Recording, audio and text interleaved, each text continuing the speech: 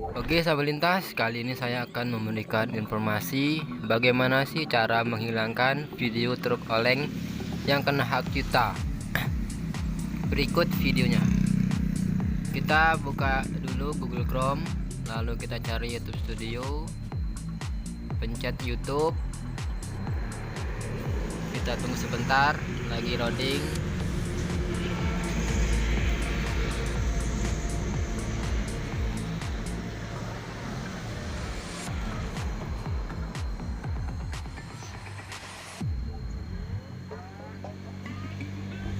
Kita tunggu sebentar ya guys, masih loading. Oke, sudah terbuka. Lalu kita cari video. Kita zoom dulu.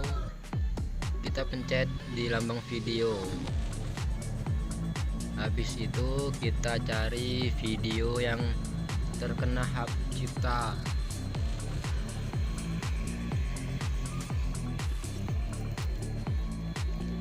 Kita cari-cari, kita scroll ke atas sambil mencari yang kena hak cipta di konten video teroleng.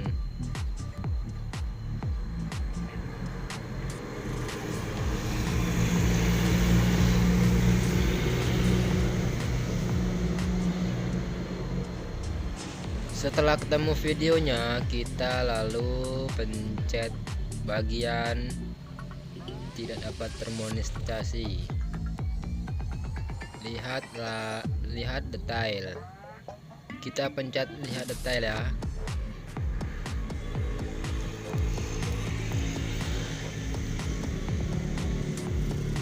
Setelah itu kita akan pilih tindakan untuk menghapus lagu. Oke, kita gunakan itu ya, paling bawah. Kita tunggu lagi, bisukan suara lagu saja. Oke, lanjutkan. Bisukan suara lagu, kita pencet lagi.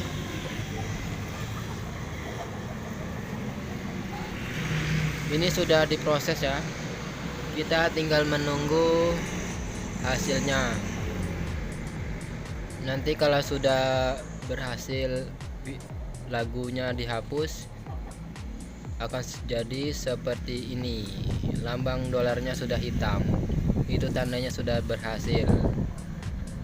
Langkah berikutnya, kita pencet lambang pensil, kita cari monetisasi, lalu kita aktifkan, simpan.